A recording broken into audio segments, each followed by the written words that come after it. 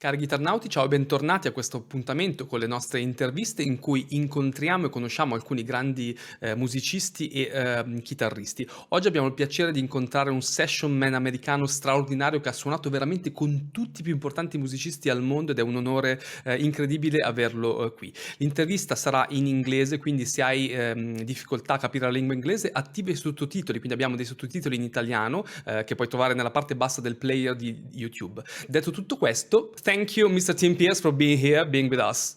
How are you? I'm good. You're welcome. It's a pleasure, and I'm excited. I'm excited to talk to you. Thank you. Thanks. Okay, so I have a few questions. The first one, I took a look at the list of musicians you worked for and you worked with, and it's amazing. Bruce Springsteen, Bon Jovi, Michael Jackson, Madonna, Roger Waters, Eric Clapton, and many more. So the question is, who didn't you work with? That's really funny. I mean, seriously, I would it's have amazing. I mean, I would have loved to have worked with Peter Gabriel, and I never worked with Peter Gabriel. These days, there are probably a few people I'd like to work with too. But that's really funny. I never expected to have so many credits, and some of the credits were just one session. On my Madonna credit, which Madonna doesn't mean, what she used to mean, but that my Madonna credit was just one session. It was a 3-hour session. Okay, but which song? The thing is, in living here and knowing people who are working all the time, you end up, you can end up working with a lot of people. And I was very fortunate to be able to work with all of those people. And then some of the people I worked with tons of times, So. I see. So I'd like to go back to when you were a kid. And I'd like to know if there was music at home and were your parents musical people and what kind of music? So your first approach with music. Yeah, that's very easy for me to answer. My parents were not musicians, but I grew up in the desert in the Southwest, Albuquerque, New Mexico, and AM radio was on all the time. So my love of music comes from Top 40 radio in the 60s. I was born in 1958, so when I was about 5 years old, I already thought music was magical, but I was listening, I was hearing the Beatles and Elvis Presley, and then in the 60s, all the great bands, The Fifth Dimension, Glenn Campbell, and then in the late 60s, I was at just the right age, 10 years old, 12 years old, for Woodstock and Jimi Hendrix and Eric Clapton, and the birth of classic rock. And so it was just excellent timing. My love of music comes from Top 40 radio, AM radio in the 60s. I see. So you partially answered my next question. So talking about guitarists, who are your basic idols? So you mentioned Jimi Hendrix and Eric Clapton. Someone else? First and foremost, it was Jimi Hendrix. And a lot of people my age who are guitar players will say the same thing. I'm not unique in that. So Jimi Hendrix, Eric Clapton, Billy Gibbons from ZZ Top. There's another blues guitar player named Johnny Winter, who was very, meant a lot to me. And then you could move on to like Grand Funk Railroad, Mark Farner.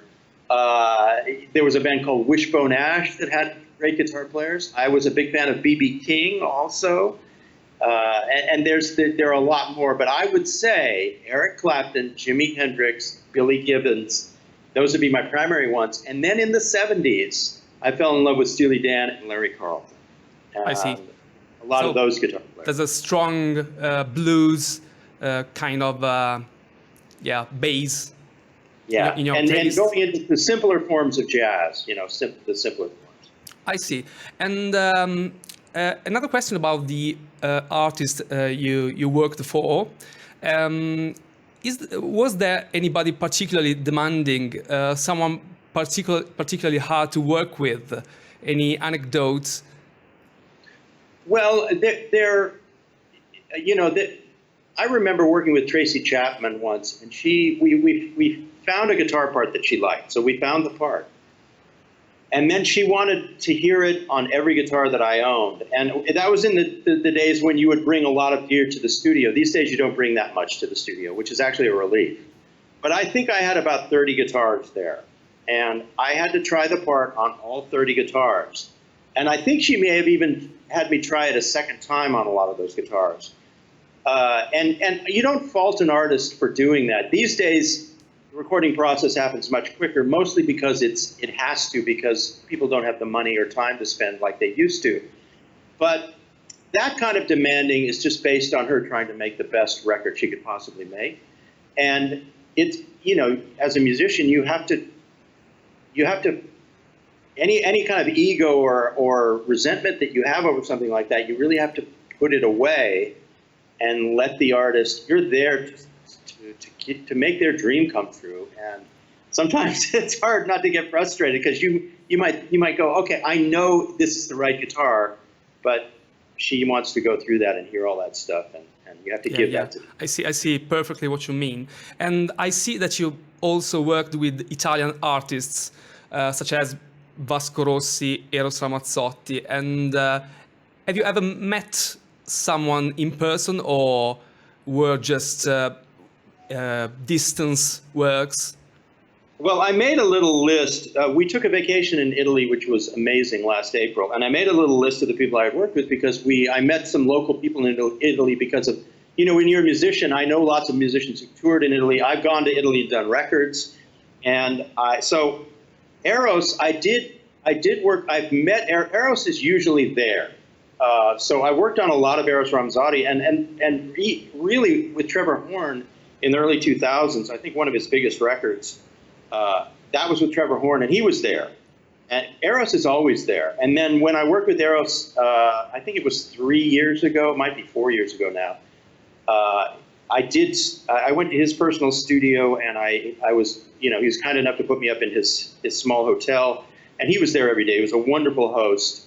We went out to lunch every day. It was great. Zucchero is always there. Vasco Rossi is always there. But generally, they'll come at some point during the day, because, you know, the recording process is very tedious. These artists are so experienced, and they've done it so many times, that they're not there all the time. But they always are there at some point during the day. Now, there's one exception, Elisa, which I did with Glenn Ballard. She's there 100% of the time. Absolutely involved in everything. Well, all the guys you mentioned are musicians. They play instruments. They are people, very musical people. They are not just singers. So that's why they are present. Yeah. So it is wonderful. Now, the thing that happens now is that I work for a producer named Michele Canova, who you might know or you might not. But now I do records for, I've got the names here, Luca Carboni, Tiziano Ferro, Biagio Antonacci, Patti Bravo, Giovanotti, Georgia, Marco Mangione. These are the people that I do that I haven't met, because Michele does these projects, and I go to Michele's studio. Where is it? And last week it was an artist named Annalisa, and that was at Michele's studio here in North Hollywood. So most of the records I do now that are Italian, I don't meet the artist, because I do them with just Michele, and then he's with the artist later. Okay, I see. And another question, you started working in music industry, I suppose, in the late 70s or in the 80s, something like that. Am I correct? How did the market change? Is there a crisis? We talk a lot about crisis in Italy. How do you see the market today? Well, the thing about the crisis you're talking about is that we went through it a long time ago. And so now it's the aftermath. And what it means now is there's just not a lot of opportunity for people coming up. I did well because I had an independent clientele and an international clientele that was in place when the actual kind of American record business changed radically. And also when guitar stopped being, so there's a lot of elements to this. We could talk for 2 hours about this alone. But the other thing that happened with guitar is it stopped being the engine behind popular music. It's more of a seasoning now rather than the engine behind it. It's more of an add-on.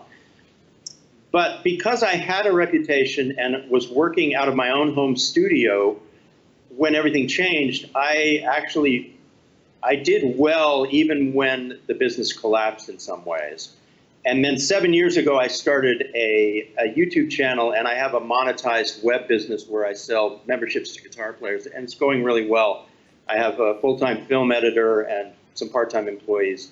And I did that actually for a couple of reasons. So I could brand myself and be part of this visual medium, but also so that I would have something going forward that was a business that would grow rather than, shrink.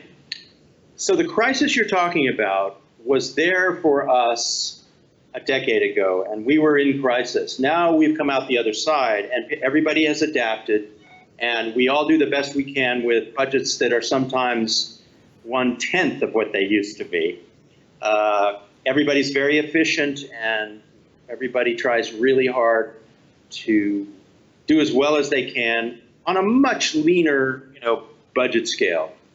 So we're after the crisis. We went through this already. And the record companies are actually profitable now, but they did that at the expense of creators. I am very unhappy with the fact that songwriters don't get paid what they used to get paid. And that's a whole nother discussion. But for us, it's the aftermath. We've all figured out a way to survive, and some people have gotten out.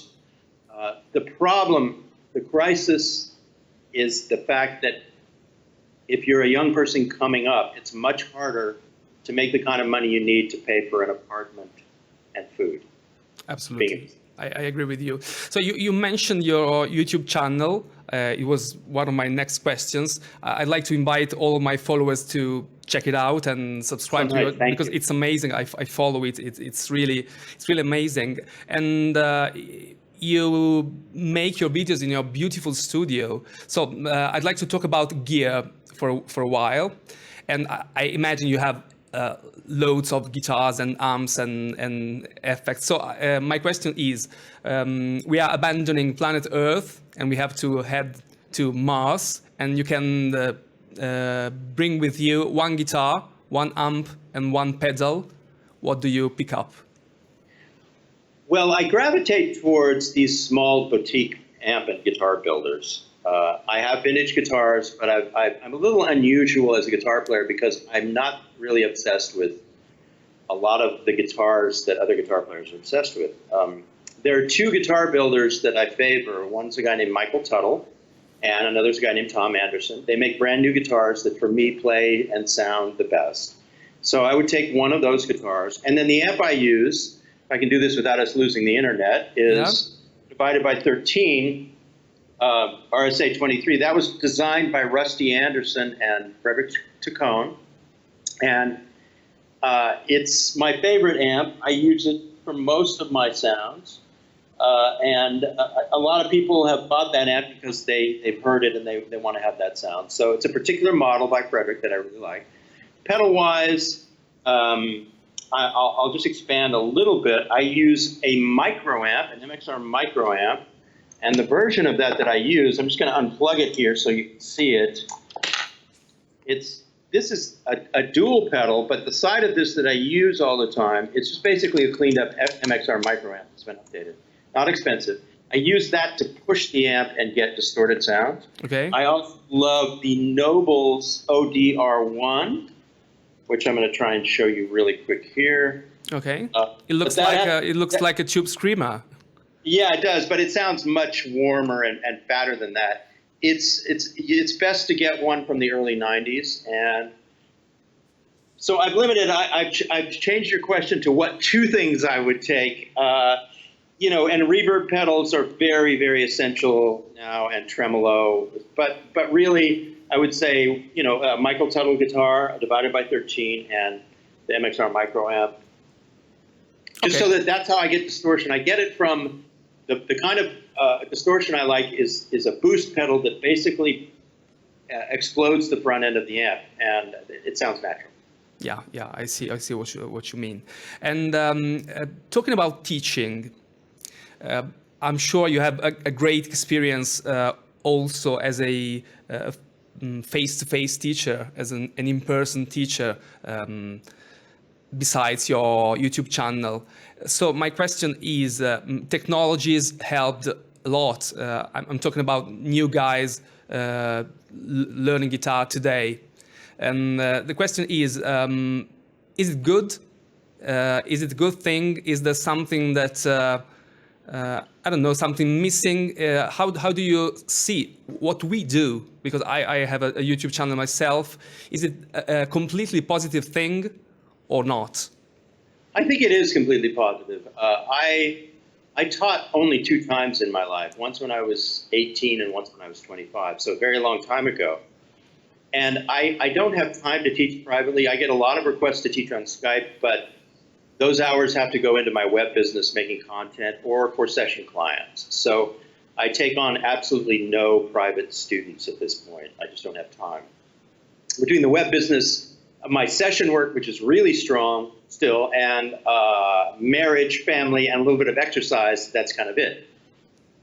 I have found, and I would not have known this, that teaching online lessons are actually preferable to students at this point, because if you get it for free, that's fine too. Or if you choose a website to pay and get lessons, you can do it at your own pace and your own time. You can rewind. You can slow down. The information is always there. It's on your mobile phone.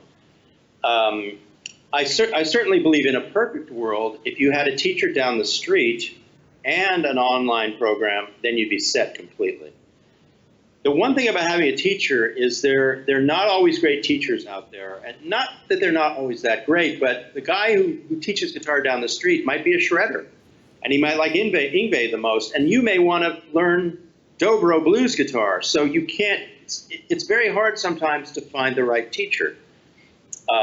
So I would say never stop trying to find a local teacher that you can use. But also, I have learned that people really favor this online. I think it's ideal. Online learning is ideal for people. I really do, no matter what it is. I see. And again, about technologies, but in music production, are you a digital guy? I mean, do you use software like Guitar Rig or stuff like that? And are they really used in today's production, or when it comes to serious stuff, you still mic and amp, and how does it work today? I'll try and break that question up into 2 things. I use Pro Tools at home, and I've loved it I've used it, I'm very fast at Pro Tools, and I use it at home all the time. And Pro Tools sounds great, as does Logic and any of them. They all sound great. The problem is the end user, once it gets reduced to, down to the end product, then it doesn't sound as good. But in our realm where we live and what we listen to, it sounds great. It really does. If that actual sound could be given to the customer directly at that sample rate, at that level of quality, then it would be marvelous, maybe someday soon. Then the other thing you were talking about is modeling. The way I describe it to people, if you use a Kemper, which mine is right back there, or a plug-in, you might be able to get 90% of the way there. But I exist in this sound realm that's basically the last 5%. Like all of the digital modeling units and all the stuff that simulates guitar will get you 95% of the way there. Myself and my clients and my career, I exist in that 5% above the 95%. So I can still hear the difference between my modeled Kemper sound and the sound I get from my amps and speakers. And it's usually in the top end. If you use Kemper to do a part and you hear a slightly artificial top end, that's okay. But once you start overdubbing, you do 3 or 4, you start hearing that same high end, then you go, okay, I hear the difference. It's a great tool. I take the Kemper with me to other studios and use it, and people love it. It's fantastic. You just have to accept that it's only 95% there. Now, in 5 years, maybe it'll be 100% there. I don't rule that out. But the actual sound and touch and tone that happens when you use a guitar into a real amp, into a real speaker, into a real microphone, into a real mic pre, it still has a warmth and body to it, and particularly with distortion, it still has, it's still favorable and still sounds better. I totally agree with you. And one last question, Tim. Do you have a piece of advice that you would like to give to young musicians that would like to be successful today? I know we are in different countries, but I think that a good advice works independent of the country. Yes, I do have advice. First of all, you need to do everything well. If your first love is guitar, then if you can program drums really well, that will allow you to get into situations where you'll be able to play the guitar and make money playing the guitar. If you can sing and get on stage, that will give you an edge to getting gigs that will allow you to play guitar for artists. If you can write songs and compose music, that will allow you to use your guitar on that music. So I tell young musicians to do everything. You need to be able to program, compose, perform, do everything you possibly can to create value in addition to being a guitar player or whatever instrument you're on. Be able to do everything out there. But I did have a thought. I had a guitar player approach me he wanted to be kind of like a Steve Vai kind of guitar player, Joe Satriani guitar player. And what I tried to stress to him is, what is your value to other people? What do other people seek you for? Because a lot of times musicians, they only think about what they're putting out into the world. Here I am, aren't I great? But I always came from the school, and it's kind of old school, where I wanted to be chosen by somebody who needed my guitar playing for a song. And I would look at, what do you offer that other people need? What do you offer that people are going to call you for? They're going to email for you. We want you for this.